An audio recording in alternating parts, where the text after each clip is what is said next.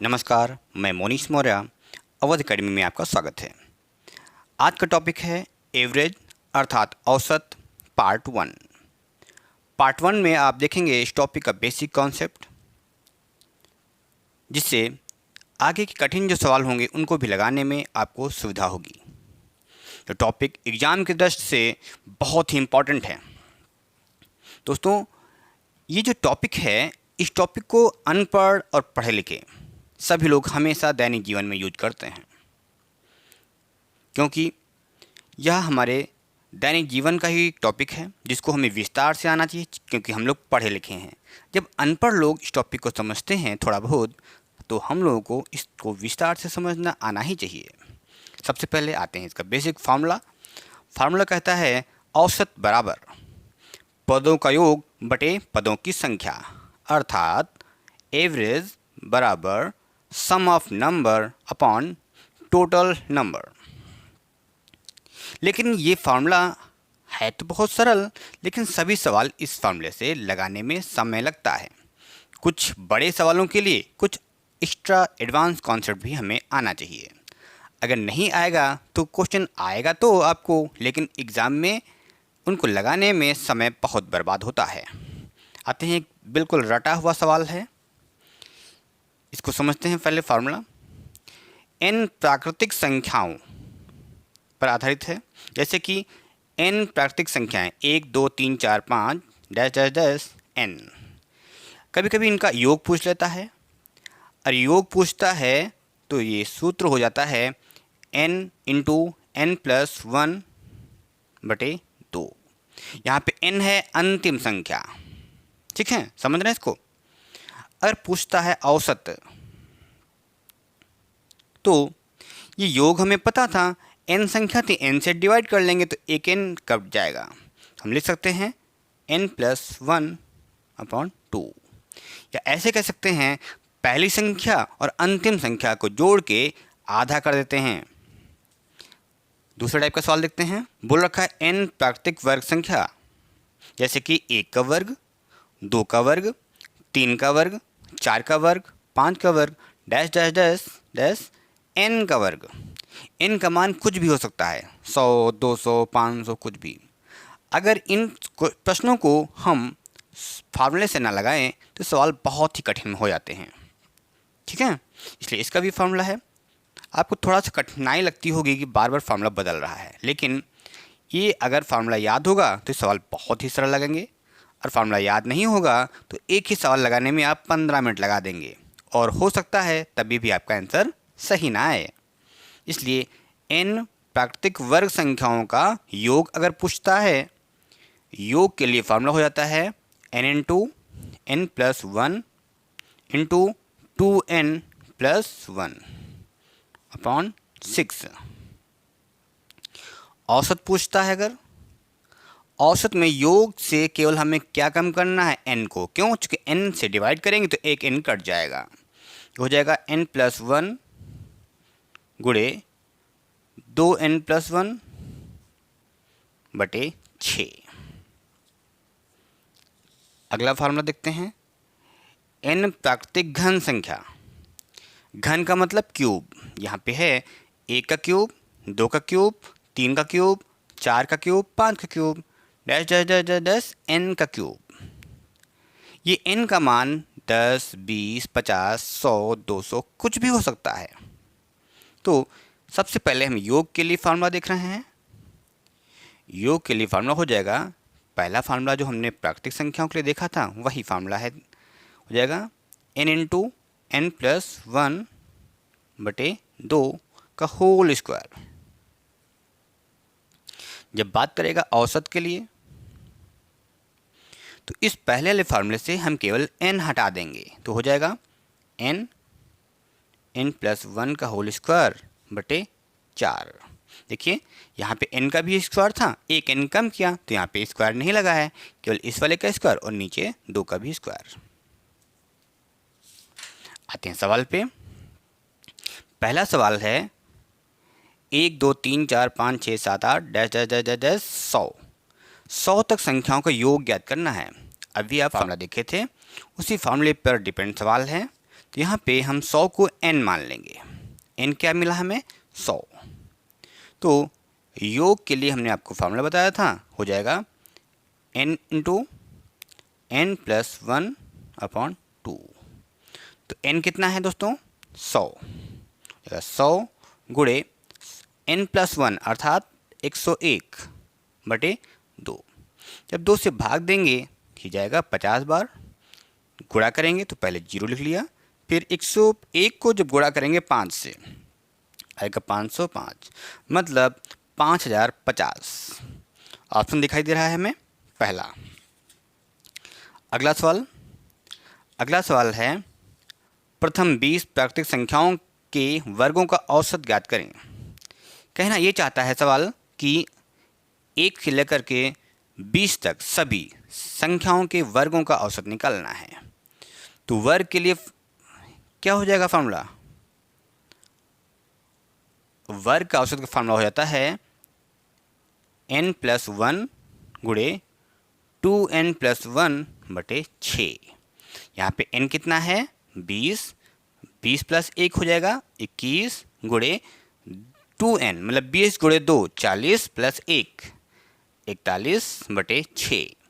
2 से काटेंगे, सॉरी 3 से काट रहे हैं, 3 गुणे 2 6, 3 सते 21, ये हो जाएगा 7 एकम 7, 7 गुणे 4 28/2। तो 2 से हम भाग देंगे तो ये आ जाएगा 2 एकम 2, 2 गुणे 4 8, 2 3 6। एक बचा है, दशमलव लगा के हमने पॉइंट लगा लिया। अगर 143.5 ऑप्शन दिखाई दे रहा है हमें 2। अगला प्रश्न है प्रथम 16 प्राकृतिक संख्याओं के घनों का औसत ज्ञात करें। घनों का औसत के लिए फिर से हम फार्मूला देखते हैं। घनों का फार्मूला बदल जाता है, हो जाता है n इंटू n प्लस 1 का होल स्क्वायर बटे 4। ये n कितना दिखाई दे रहा है? 16 गुणे 16 प्लस 1 17 का स्क्वायर बटे 4। 4 से वैल्यू हम काट सकते हैं, हमें मिल रहा है 4 गुणे 17 का वर्ग कितना होता है? 289 हो जाएगा। 4 गुणे 9 36, हासिल मिला हमें 3, 4 32 प्लस 3 35, हासिल आया 3, 4 गुणे 2 8 प्लस 3 11। ऑप्शन दिखाई दे रहा है पहला। अगला सवाल है 9 10 11 12 13 14 15 dash dash dash dash dash 40 तक संख्याओं का औसत ज्ञात करना है। दोस्तों जैसे आपको बेसिक फार्मूले में हमने बताया था कि सभी संख्याओं का योग करें और जितनी संख्याएं हैं उतने नंबर से हमें भाग दे देना है। तो ये सवाल अगर हम बेसिक से लगाएंगे थोड़ा कठिन हो जाएगा, लेकिन अगर देखें अगर क्रमिक संख्याएं हैं, क्रमिक संख्याएं दिख रही हैं यहाँ पे, तो औसत बहुत ही सरल हो जाता है। करना हमें केवल ये है पहली संख्या और अंतिम संख्या दोनों जोड़ना है और 2 से भाग कर देना है। कहने का मतलब ये हुआ औसत के लिए यहाँ पे प्रथम और अंतिम दोनों संख्याओं को जोड़ के 2 से भाग करना है। तो ये हो जाएगा 49/2। 49 का आधा कितना होता है? 24.5। बहुत ही शानदार सवाल। अगला प्रश्न देखते हैं। अगला प्रश्न है 9 के प्रथम 20 गुणजों का औसत। गुणज का मतलब समझते हैं मल्टीपल। 9 के प्रथम 20 मल्टीपल का एवरेज निकालना है। तो हमें दिखाई दे रहा है 9 का पहला मल्टीपल 9, दूसरा मल्टीपल 18, तीसरा 27, 9 गुणे 4 36। इस टाइप से अंतिम मल्टीपल 20वां मल्टीपल कितना होगा? 20 गुणे 9 अर्थात 180। औसत निकालना है हमें। तो अभी हमने बताया पहली संख्या और अंतिम संख्या दोनों को जोड़ के आधा कर देना है। ये हो जाएगा 9 प्लस 180/2 में मिल जाएगा 189/2। जब सॉल्व करेंगे तो हमें मिलेगा 94.5। पहला ऑप्शन है। अगला प्रश्न है 4 क्रमागत सम संख्याओं का औसत 27 है। इसमें सबसे बड़ी संख्या क्या है? इसको अगर हम बेसिक से देखें तो ये दिख रहा है 4 क्रमिक सम संख्याएं। तो पहली संख्या को हम मान सकते हैं x, तो जगह x प्लस 2, जगह x प्लस 4, सम बोला है इसलिए हर बार 2 बढ़ रही हैं, x प्लस 6। योग निकाल लिया हमने, तो औसत था 27, 4 संख्याएं 27 गुणे 4। इन सबको जब हम जोड़ेंगे तो हमें मिलेगा 4x प्लस 6 4 10 2 12 बराबर 7 गुणे 4 28, हाँ चलाया 2, 4 दूनी 8 प्लस 2 10। 4x बराबर घटा देंगे 75 करके तो हमें मिलेगा 96। x बराबर मिल रहा है 24। यहाँ पे पूछा है सबसे बड़ी संख्या, तो ये छोटी संख्या तो हमें मिल गई x अर्थात 24, फिर हो जाएगी 26, फिर 28, सबसे बड़ी कौन सी हो गई 30। ऑप्शन दिख रहा है हमें, लेकिन हम चाहें तो बिल्कुल सीधे आंसर निकाल सकते हैं। क्रमांक 4 सम संख्या है जिनका औसत है 27। गौर से देखिए, क्या 27 सम है? नहीं। तो 4 संख्याएं हैं, 2 संख्याएं इसके पहले सम होनी चाहिए, 2 संख्याएं इसके बाद। तो चूंकि इसने सबसे बड़ी संख्या पूछ रखा है, इसलिए 27 के बाद सम संख्या कौन सी होती है? 27 के बाद सम संख्या होती है 28, उसके बाद सम संख्या होती है 30। तो हमें आंसर मिल चुका है बड़ी संख्या। और सभी संख्या निकालना होता तो 27 के पहले सम संख्या क्या होती है 26, उसके पहले 24। 27 हमारा औसत था, ये सम संख्या नहीं है, और औसत सदैव बीच में रहता है। अगला प्रश्न, 3 संख्याओं का औसत 12 है। यदि इनमें से 2 संख्याएं 11 और 15 हों तो तीसरी संख्या ज्ञात करें। तो पहली संख्या है 13, अगली संख्या है 15, तीसरी संख्या को हम x मान लेते हैं। तीनों का औसत 12 है, योग निकल आएगा 12 गुणे 3 अर्थात 36। को जोड़ेंगे हम तो हमें मिलेगा 28 प्लस x बराबर 12 गुणे 3 36। x बराबर 36 में से 28 घटाएंगे तो हमें मिलेगा 8। x का मान मिल रहा है 8। अगला प्रश्न है 12 के प्रथम 7 गुणजों में प्रत्येक में 6 का भाग देने पर औसत पर क्या प्रभाव पड़ता है? तो समझिएगा, 12 के प्रथम 7 गुणज, 12 का पहला गुणज दिख रहा है हमें 12, दूसरा है 24, तीसरा गुणज 36, 12 गुणे 4 48 चौथा गुणज हो गया, पाँचवा गुणज 12 पंजे 60, फिर 12 छंग 72, 12 गुणे 7 84। तो हमें पता है बीच वाली संख्या होती है औसत। बीच वाली संख्या क्या मिली 48। बोल रखा है प्रत्येक में 6 से भाग देने पर औसत पर क्या प्रभाव पड़ेगा। हमें पता है जब सभी संख्याओं में 6 से भाग देंगे तो औसत भी 6 से भाग हो जाएगा। देखिए, पहले 12 था, यह आएगा 2, 6 से भाग देने पर सभी हम 6 से और भाग दे दें,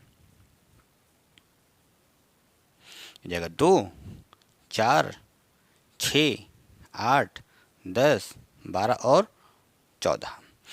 ये आप इसको सॉल्व नहीं करना था, सीधे निकालते। पहले औसत था 48, अब औसत से हमें 6 से भाग दे देना है, आ जाएगा 8।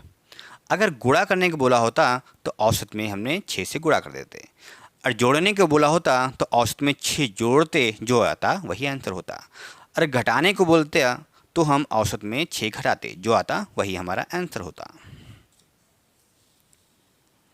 अगला प्रश्न, 4 संख्याएं 25, 23, 28 और 24 हैं। प्रत्येक में से 3 घटाने पर इनके औसत पर क्या प्रभाव पड़ेगा? सबसे पहले हम इनका औसत निकालेंगे।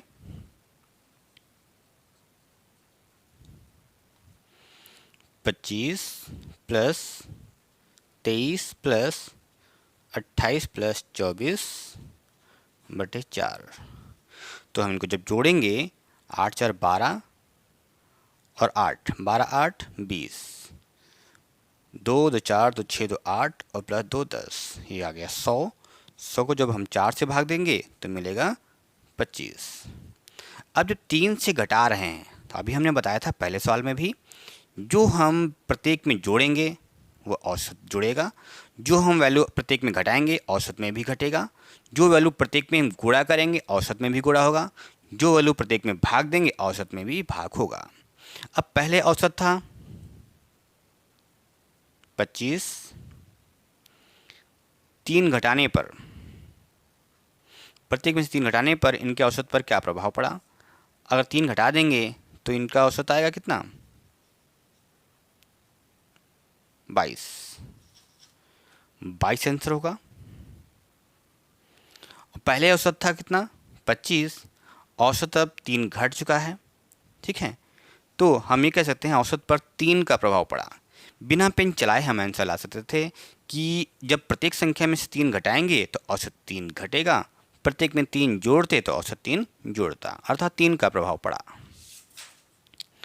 अगला प्रश्न है, प्रथम 7 प्राकृत संख्याएं 1 2 3 4 5 6 7 को 5 से गुणा करने पर उनकी औसत पर क्या प्रभाव पड़ेगा? मैंने दिख रहा है 1 2 3 4 5 6 और 7, प्रत्येक को हम गुणा कर रहे हैं 5 से। अभी औसत कितना था? 4। जब गुणा करेंगे 5 से तो औसत कितना हो जाएगा? 20। क्योंकि जो भी हम गुणा करेंगे वो उस औसत पे भी वही प्रभाव पड़ेगा। पहले औसत था 4, अब प्रत्येक को 5 5 से गुणा कर देंगे तो औसत हो जाएगा 20, ठीक है। लेकिन यहाँ पे ये कहना चाह रहा है औसत पर क्या प्रभाव पड़ा? औसत 5 गुना हो जाएगा, ठीक है। 20 नहीं, 4 था पहले, अब 20 हो गया तो 5 गुना हो गया।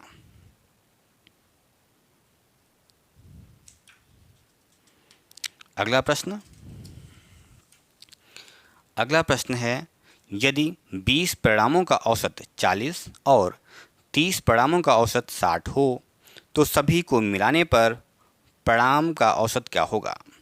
इसको हम 2 तरीके से लगा सकते हैं। पहला, अगर हम बेसिक से देखें तो औसत दिख रहा है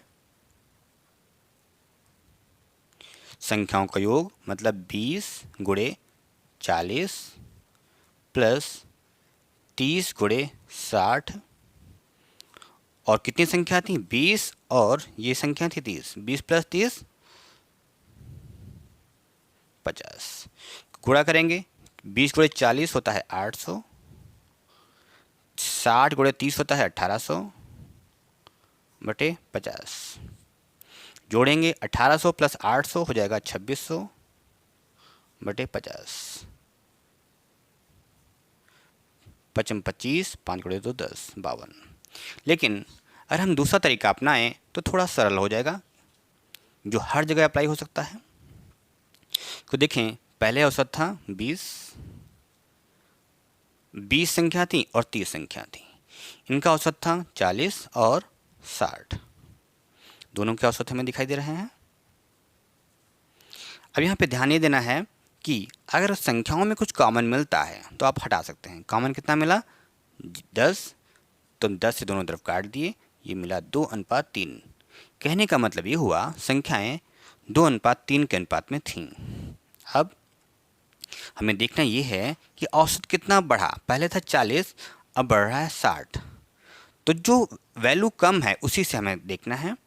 40 था औसत, अब प्लस का साइन लगा दिया हमने 40 में, लिख सकते हैं कितना बढ़ा ये वैल्यू? 20। अब जो वैल्यू बढ़ा है उसकी संख्या का मान से इसको गुणा करना है। 20 गुणे 3 60, और नीचे इन दोनों को जोड़ लेंगे, 3 + 2 5, यह आ जाएगा 12, हो जाएगा 40 + 12 52। दोनों तरीकों से आंसर वही आ रहा है। अगला प्रश्न समझते हैं। 12 परिणामों का औसत है 36 और 36 परिणामों का औसत है 12। हम संख्याओं में अनुपात देख लेंगे, दोनों तरफ कॉमन है 12, 12 गुणे 1 होता है 12, 12 गुणे 3। और हमें अभी बताया था कि जो संख्या कम है उससे देखना है कितना बढ़ा, तो 12 से देखना है, 12 प्लस कितना बढ़ रहा है वैल्यू 24, 24 गुणे 1, 24 प्लस इन दोनों को हमने जोड़ लेना है, आ जाएगा 3 प्लस 1 4, 4 6 24, ये हो जाएगा 12 प्लस 6 अर्थात 18। अगला सवाल फिर से इसी टाइप से लग सकता है। 30 परिणामों का औसत है 20 और अन्य 20 परिणामों का औसत है 30। दोनों तरफ हमने कॉमन ले लिया 10, तो हो जाएगा 3, ये हो जाएगा 2। अब देखते हैं कितना वैल्यू बढ़ रही है, कितनी वैल्यू बढ़ रही है, वैल्यू बढ़ रही है 10। हम लिख सकते हैं 20 प्लस जो कम है उस वैल्यू को लिख करके प्लस का साइन लगाना है, 20 प्लस कितनी वैल्यू बढ़ी 10, और 10 वैल्यू बढ़ी, इसको किससे गुणा करना है 2 से, 10 गुणे 2 20 बटे दोनों को जोड़ लेना है, 3 प्लस 2 5, आ जाएगा 20 प्लस 5 25।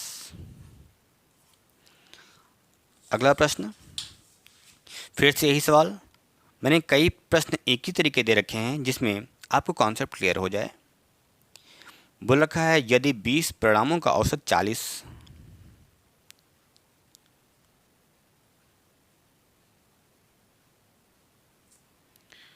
30 परिणामों का औसत 60 हो तो सभी को मिलाने पर परिणामी औसत क्या होगा।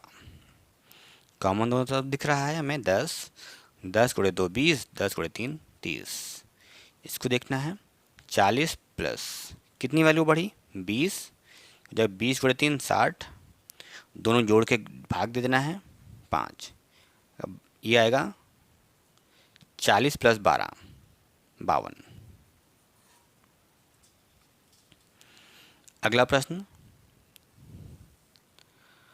अगला प्रश्न है किसी परीक्षा में 8 छात्रों द्वारा प्राप्त अंकों का औसत 51 है, अन्य 9 छात्रों के औसत अंक 68 हैं, पूरी 17 छात्रों का द्वारा प्राप्त औसत अंक क्या होगा। समझते हैं, पहले छात्र थे 8, फिर थे 9, 8 का औसत था 51 और 9 का औसत था 68। देखिए वैल्यू बड़ी होती जा रही है लेकिन चिंता करने की ज़रूरत नहीं है, दोनों तरफ अगर कुछ कॉमन मिलता है तो कॉमन काट लेंगे, कॉमन नहीं मिलता है तो चिंता करने की ज़रूरत नहीं है। ये वैल्यू कितनी बढ़ रही, ये बढ़ रही 51 से 68 हो रही है अर्थात 17 वैल्यू बढ़ी है। हम लिख सकते हैं 51 प्लस 17 बढ़ी 17 गुणे 9 और इन दोनों को योग से डिवाइड करना है, 8 प्लस 9 17, ये आएगा 51 प्लस 9 गुणे 1 9, 51 प्लस 9 कितना हो जाएगा 60। आंसर दिख रहा है पहला। अंतिम प्रश्न है 200 तक की सभी विषम संख्याओं का औसत क्या है। विषम संख्याएं बोल रखा है तो पहली विषम संख्या कितनी हो जाएगी, एक अंतिम है 199। विषम संख्या बोला है इसलिए हमने 1 और 199 लिखा है, और सम बोला होता 2 और 200 लिखते। पहली और आखिरी जोड़ लिया हमने विषम संख्या और 2 से डिवाइड कर देना है, ये हो जाएगा 200 बटे 2। आंसर मिलेगा हमें 100, पहला ऑप्शन। दोस्तों कमेंट करके बताइएगा वीडियो कैसा लगा। अगर वीडियो अच्छा लगे तो लाइक का बटन दबा दीजिएगा, नहीं तो डिसलाइक का बटन भी बगल में ही है। Okay, thank you very much.